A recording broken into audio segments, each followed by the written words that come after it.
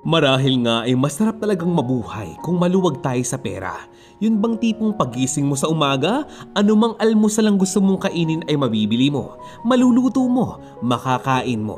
Yung tipong lahat ng naisin mo, makukuha mo.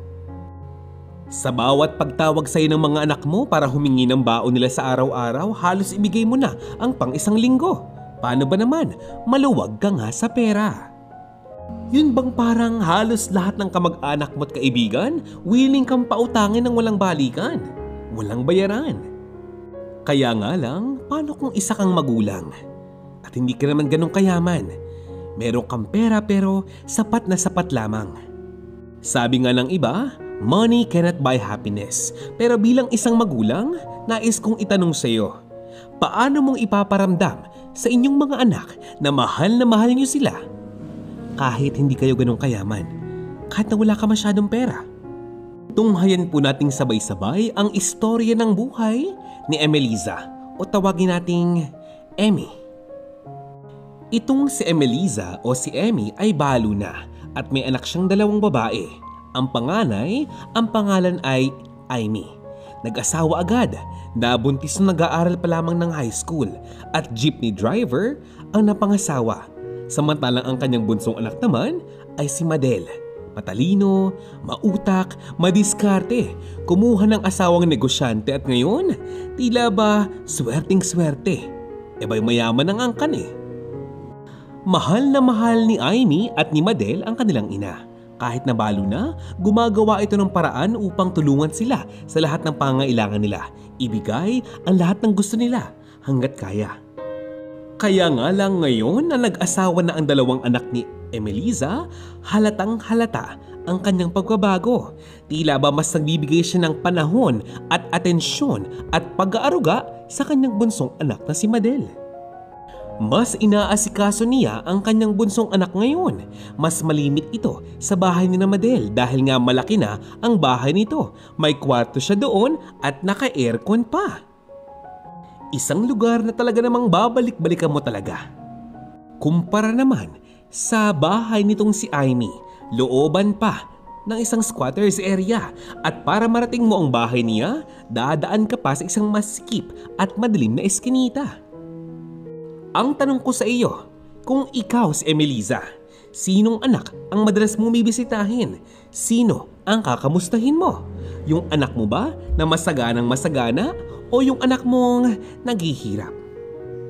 Ang palaging payo kay Emelisa ng kanyang mga kamag-anak ay tratuhin daw ng tama't pantay ang kanyang mga anak. Kung sino man ang mayaman, kung sino man ang mahirap, sino man ang may trabaho at sino ang wala, dapat pantay-pantay ang pagtingin dahil isa siyang ina. Subalit ngayon, ibang-iba. Paano ba naman? Itong si Emelisa, palaging mainit ang ulo sa kanyang anak na si Amy, ang kanyang panganay. Lagi na lamang ipinapahiya sa mga tao. Oh, Amy, napakaaga mo naman ata. Hindi pa ako nakakapagkape, nakahilata ka na dyan. Wala ka bang trabaho ngayong araw na ito? Anong ginagawa mo rito? Inay naman, good morning po inay. Namiss ko lang po kayo kaya ako napabisita dito. Kayo naman. Ay sus, na-miss. Tigilan mo nga ako niyan, Amy. Ang tanda ko na para bulahin mo pa. Alam kong hilat siya ng bituka mo. Ano bang kailangan mo? May hahakutin ka. Gutom ka ba? Alalahanin mo, yung mga gamit tsaka damit sa cabinet na yan ay kay Madel. Baka mabitbit mo. Mahiya ka naman. Ay aba, ang inay. Hindi po ako magnanakaw, hindi ako akyat bahay. Grabe naman kayo magsalita sa akin. Inihahanap ko lamang po ng costume ang inyong apo at kailangan sa school ngayon. Ay, inay naman oh. Ang sakit yung magsalita. Kung alam nyo lang, sinabihan na kita. Pag pupunta ka dito, pag may kukunin ka, magsabi ka. Ha? Magsabi ka sa akin. Ipakita mo muna sa akin kung ano bang kukuhanin mo. Nung isang araw nagpaalam ka, kukuha ka kamo ng sapatos mo. Ang kinuha mo, sapatos ng kapatid mong si Madel. Kaya nang pumunta si Madel dito, wala akong maibigay. Hindi kita mapagtakpan. Nung isang araw lamang, yang magaling mong asawa dumating dito at binibisita ko. Akala ko may dahilan, yun pala, mangungutang lamang ng pera sa akin. 100 piso, pambili daw ng bigas. Grabe naman yan. Hindi niyo ba magawa ng paraan? Wala ba siyang trabaho? Ikaw, wala ka bang trabaho? Ang tatamad yun naman. Sinabi ko na sa'yo, mag-aral kang mabuti. Ha? Kung hindi ka agad nag-asawa ng maaga. Kung hindi ka agad maagang nangate, edi sana hindi ganito.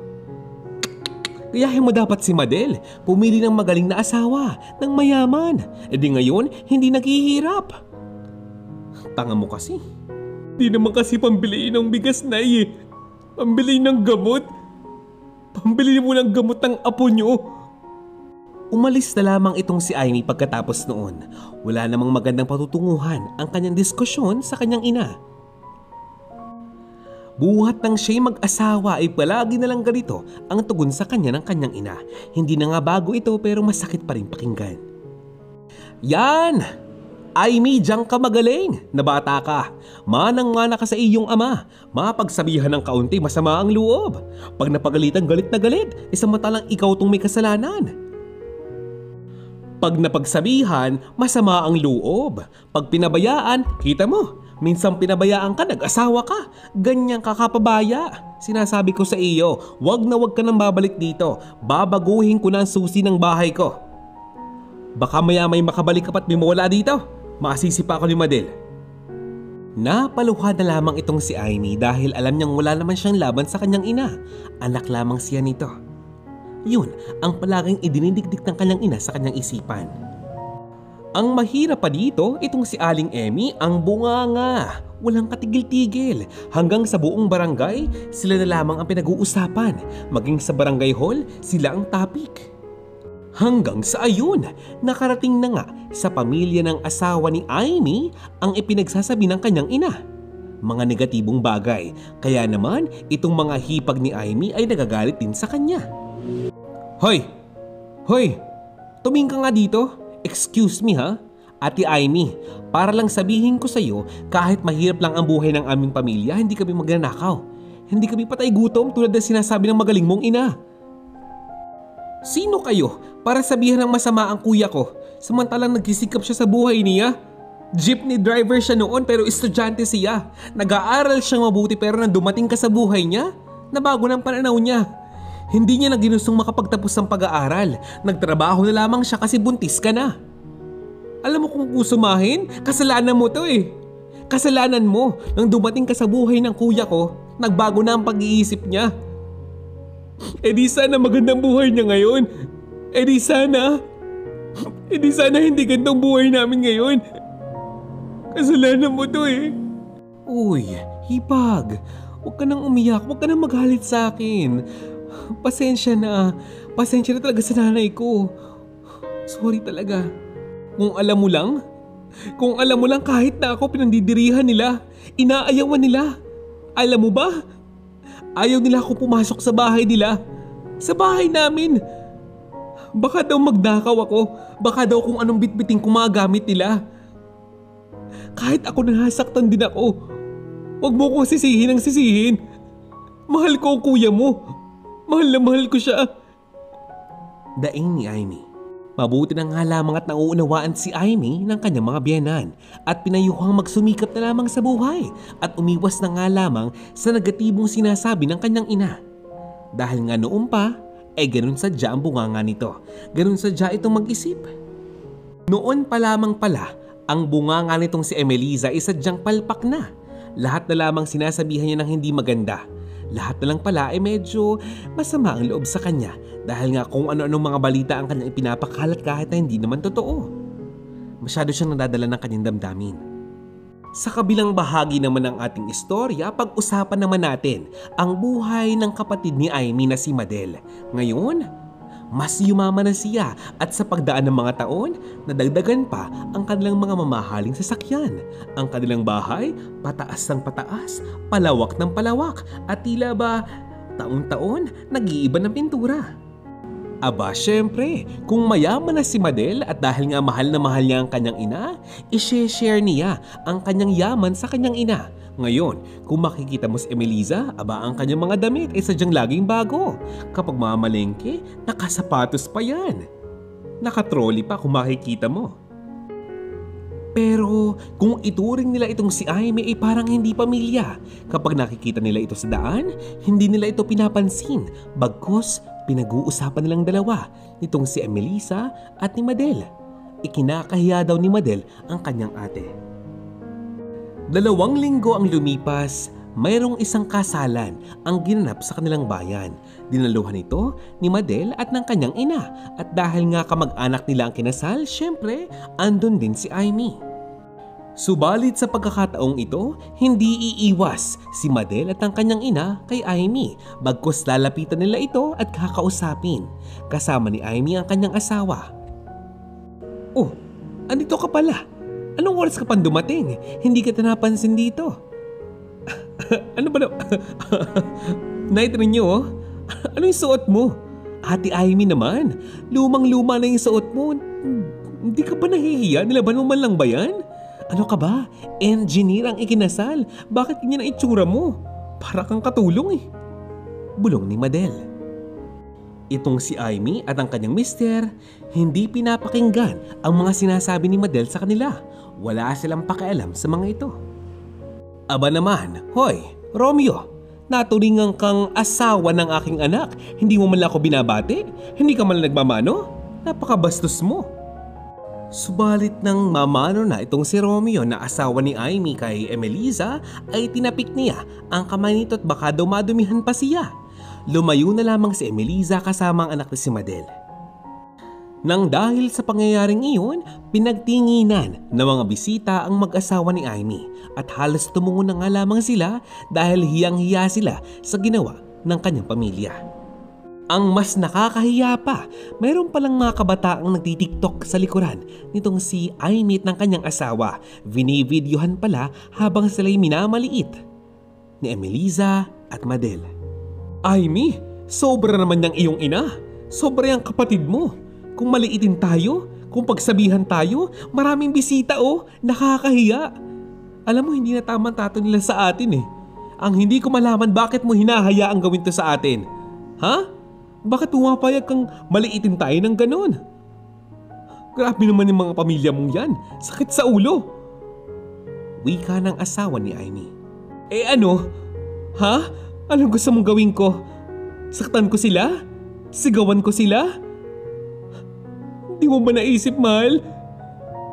Masakit para sa akin yung sinasabi nila. Pero kahit na ganon, tinitiis ko na lang.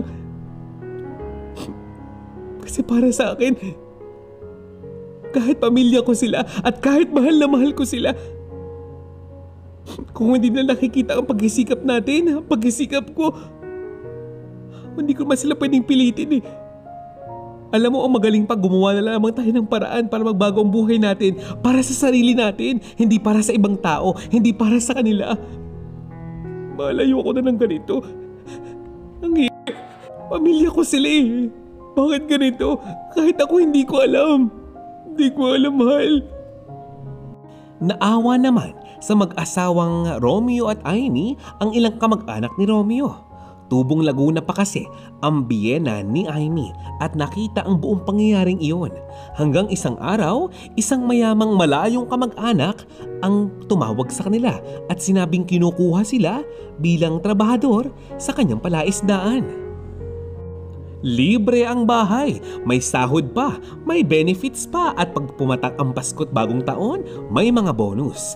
Agad tinanggap ng mag-asawang Romeo at Aimee ang trabaho ngayon, kasama pa ang kanilang anak. Umalis na nga sila sa kanilang lugar. "Alam kong buo na ang inyong mga pasya.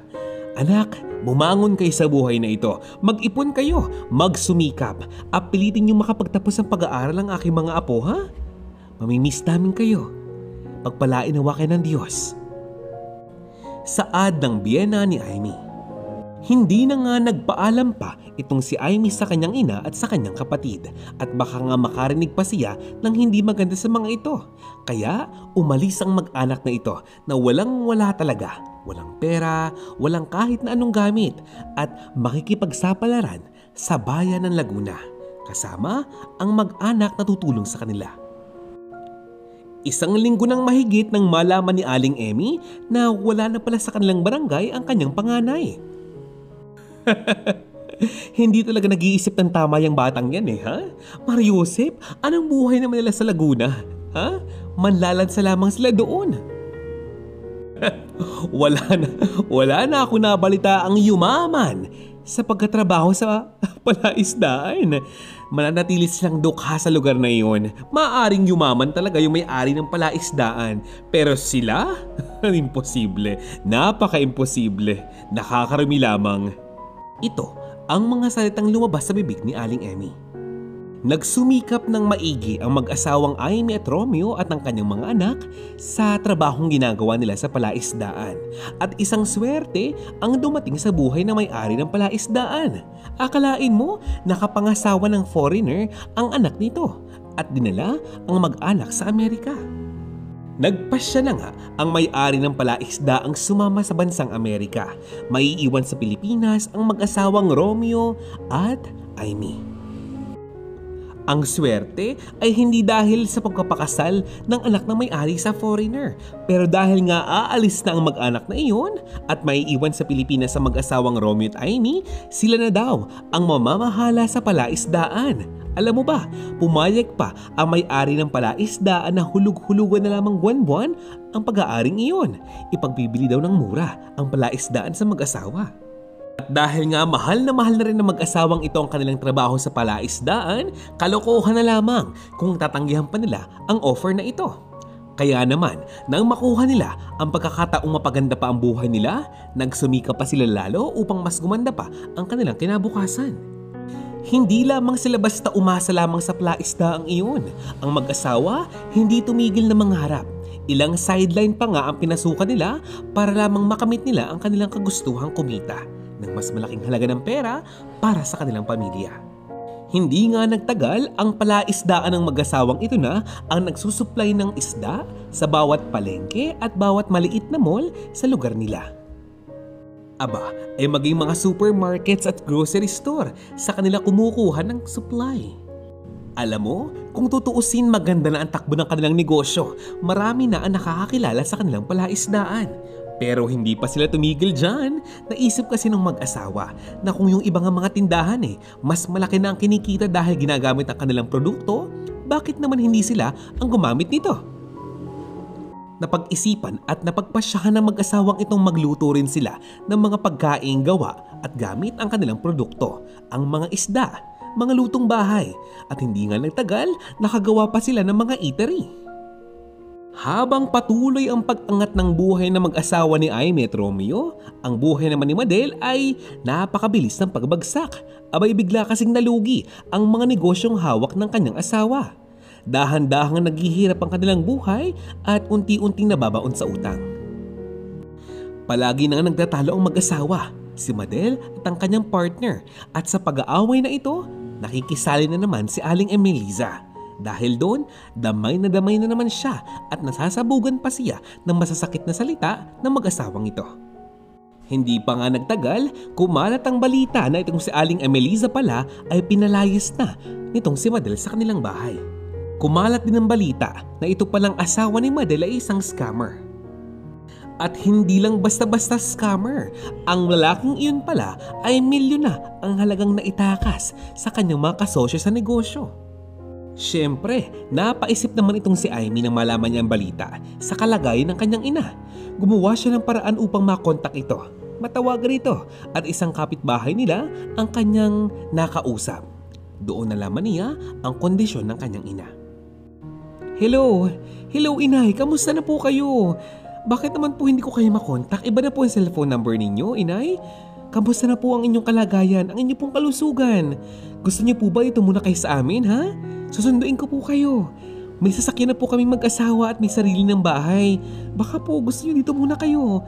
Baka po kasi nagugutom na kayo dyan kung nasan man kayo Tigil-tigilan mo nga ako? Kaya nga hindi kita kinokontak, di ba? Kasi ayaw kitang makausap. Ano bang kailangan mo pa sa akin? Akala mo may pera ko, utangan mo ko, ganun? Ha? Huwag mo kong yabangan, Amy. Alam kong hanggang ngayon, amoy isda ka pa rin. Huwag mo kong yabangan. Akala mo naman yumamang ka sa trabahong ginagawa mo? Tigil-tigilan mo nga ako. Susunduin din ako yung Madel dito. May inaayos lamang silang mag-asawa kaya huwag ka nang pakitang tao. Huwag mo na akong tawagan pa. Iniwan mo ako dito nang walang paalam, di ba? Wala kang pakialam sa akin, di ba? Tigil-tigilan mo nga ako. Pero inay, wala akong mahihita sa inyong mag-asawa. Baka nga ako pa magbakain sa inyo Wag na wag mo na akong tatawagan ha? Biglang ibinaba ni Aling Emelisa ang cellphone niya. Itong si Amy ay natigilan. Nais lamang naman niyang tulungan ng kanyang ina kahit na masama ang loob niya dito. Pero sa huli, mukhang siya pa rin daw ang masama. Aba, siya pa raw ang mayabang, sabi ng kanyang ina. Bigla namang dumating ang kanyang asawa. Narinig pala nito ang kanilang usapan. Kita mo na? Kita mo na? Walang kabilib-bilib sa atin ang iyong ina. Akala yata kagaya pa rin tayo ng dati na mahirap pa sa daga. Alam kong hindi naman tayo ganun kayaman pero ibang-iba na ang buhay natin ngayon, hindi ba mahal? Nasaktan man sa sinabi ng kanyang ina, itong si Amy hindi pa rin makatiis na makibalita sa kung ano nga ba nangyayari niya sa kanyang ina. Nabalitaan nga niya na itong palang kanyang ina ay nagpupumilit pumunta sa bahay ng kanyang kapatid, subalit ipinagtatabuyan ito. Napakahaba na rin ang kanyang utang sa mga tindahan doon. Naawa naman itong si Amy sa kanyang ina. Kaya ang ginawa niya, siya na muna ang nagbayad ng mga utang na iyon. Lahat-lahat. Lahat ng pagtulong ni Amy sa kanyang ina ay lahat palihim. Inililihim niya sa kanyang ina at inililihim din itong si Amy sa kanyang asawa. At hanggang ngayon, tila ba itong si Emelisa, wala pa rin kaalam-alam na ang kanyang anak na si Amy ang nagbabayad ng kanyang mga utang at hindi si Madel. Hanggang isang araw nakatanggap ng tawag si Amy mula sa kanyang kapatid. Oh hello, hello Ate Amy, ano kamusta na? Balita ko magandang buhay niya dyan ah. Baka naman pwedeng tulungan mo ko para makuha ko muli ang inay. Sige na. Saan bang bagay? Paano ba ako makakatulong? Ang sabi naman ni Amy, pautangin mo muna ako ng malaking halaga para sa puhunan ko sa aking bagong negosyo. Siguro mga 1 o 2 milyon lamang. Ibabalik ko agad sa iyo pagkatapos ng mga 3 buwan. Sige na, okay lang yan. Malaki naman negosyo mo eh. Sige na. Ano? Milyon? Nagbibiro ka ba?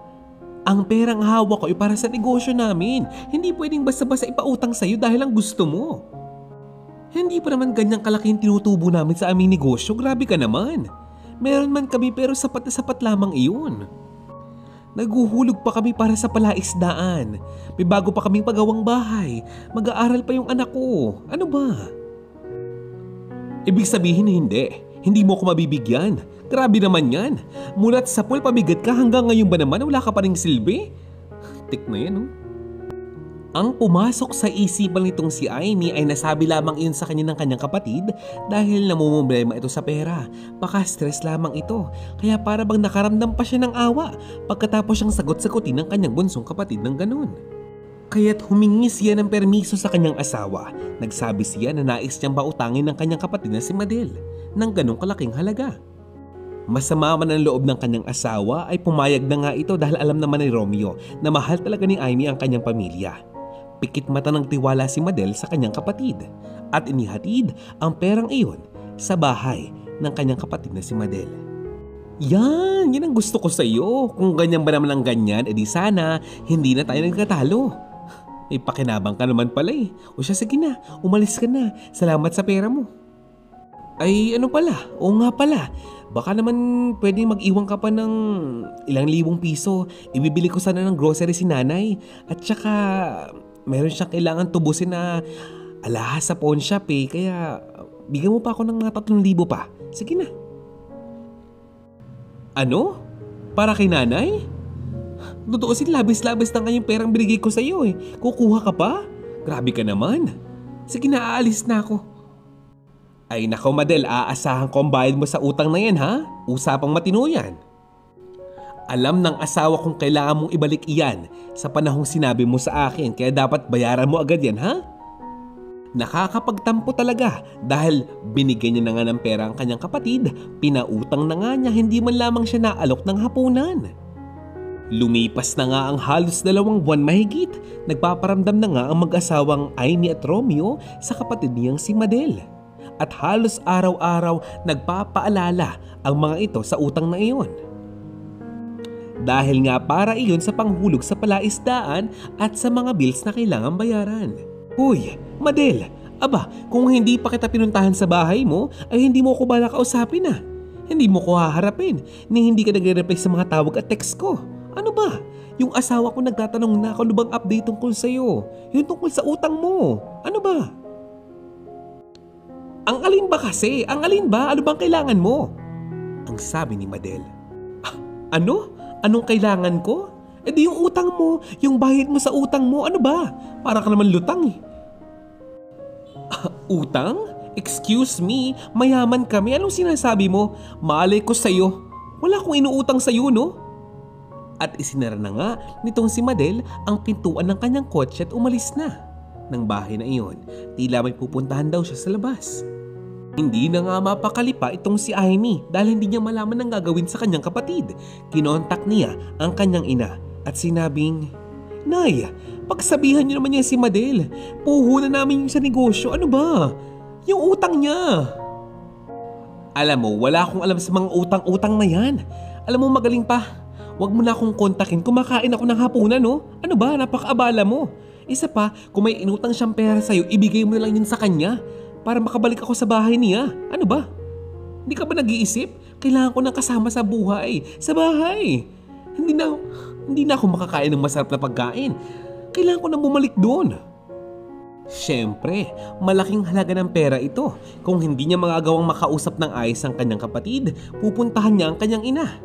Nang sumunod na araw, nagtungo nga sa bahay ng kanyang ina itong si Amy. Kinausap ito ng masinsinan tungkol sa utang. Inay, tulungan niyo naman ako. Kailangan ko yung perang yun.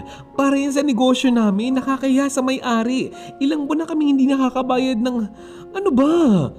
Hindi na ako nakikipagbiruan. Sinasabi ko to sa inyo dahil negosyo ko yun. Negosyo namin yung mag-asawa. Yun ang bumubuhay sa pamilya namin. Kaya ako ganito. Ano ba? Boba ka ba o sadyang bingi ka? Hindi ba't sinabi ko na sa'yo kahapon? Hindi ko alam ang utang na sinasabi mo. Wala akong pakialam sa mga perang usapan na yan. Ang mahalaga sa akin, makabalik ako sa bahay ng kapatid mo at nabuhay na muli ako ng normal. Ayoko na maghirap ng ganito. Wala ka pa talagang pakialam sa akin, no? Ha? Hindi ko talaga alam kung bakit mo ko tinatrato ng ganito. Inay, anak niyo ako. Panganay niyo akong anak. Ano ba? Kahit kaunting magmamahal man lang sana eh. Pangunawa sa akin. Sa sitwasyon ko. Unawain niyo naman ako. May mga pangangailangan ako. Hindi na tungkol sa akin bilang anak ninyo eh. Negosyante ako. Kailangan ko ang perang iyon. Pero imbis na unawain niyo ako, intindihin niyo ako, at suportahan niyo, kahit ngayon lang sana, hindi niyo pa rin magawa? Mamaya mo na nga ako dramahan? Anong oras na? Mag-aabang na ako ng tumama sa wedding. Sige na, mamaya na. Doon na nga napagtanto nitong si Amy na mukhang hindi na nga siya mababayaran pa ng kanyang pamilya, ng kanyang kapatid, ni Madel. Umalis si Amy umiiyak. Inabutan pa nga siya ng tubig ng kanyang mga kapitbahay noon. Awang-awa sa kanyang kondisyon, sa kanyang dinadanas. Mahal na mahal ni Romeo ang kanyang asawa na kung tutuusin, magagalit siya sa sitwasyong iyon sa pamilya ng kanyang asawa pero hindi.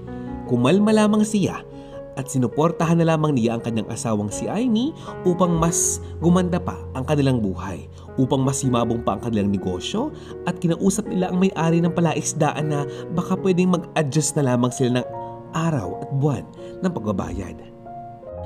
3 buwan pa ang lumipas, nangyari na nga ang tagumpay sa pamilya nitong si Romeo at Amy. Mas lumaki pa ang kanilang negosyo, natapos na nga nilang bayaran ang palaisdaan at ngayon kanila na nga iyon. Sa puntong ito, ang mag-asawang ito ay masayang-masaya dahil ang kanilang anak ay magtatapos na rin ng pag-aaral. Samantala, itong si Madel at ang kanyang asawa ay parehong nagtatago sa mga alagad ng batas dahil sila ay napakadami ng kasong kailangang harapin at halos lahat ng iyon ay estafa. At dahil nga nagtatago itong si Madel, syempre kahit ng kanyang ina hindi siya makita. Itong si Aling Emelisa ay naiwang mag-isa sa kanilang lumang bahay. Walang makain, walang makasama, malungkot kung tutuusin. Kahit ang tawag sa kanya ni Amy, hindi niya sinasagot kasi para nga sa kanyang isipan, mahirap lamang ang buhay nito. Wala itong magiging pakinabang sa kanya. Aba, hanggang sa huling hininga ng kanyang ina ay hindi man lamang hinalap si Amy. At hanggang sa huli, itong si Aimee hindi pa rin alam ang dahilan kung bakit nga ba ang kanyang ina ay gano'n na lamang ang tingin sa kanya. Bakit gano'n kababa? Walang kaamor-amor at talagang nagbago na. At ngayong patay na nga itong si Aling Emelisa, wala nang ibang magagawa si Aimee kundi ipagdasal ito. Magsilbing aral nawa ito sa atin bilang mga anak, bilang mga magulang. Sana palagi nating pantay mahalin ang ating mga anak. Kesyo 2, kesyo 3, kesyo 5, gaano man sila kadami, dapat pantay-pantay ang ating pagtingin sa kanila. Pagsabihan kung nagkakamali, suportahan kung tama ang ginagawa. At bilang mga anak, anuman ang ugaling mayroon ng iyong mga magulang, wala namang perpektong magulang. Dapat mo yung tandaan. Ang mga magulang natin ay mahalaga dapat sa atin. Hindi mo sila mapapalitan kahit na kailan. Kaya dapat, mayaman ka man o mahirap, huwag kang magsasawang suportahan at mahalin. Alagaan ang iyong ama at ina. Maraming salamat po sa inyong pakikinig at muli sa susunod na kabanata ng Istorya ng Buhay. Maraming salamat po.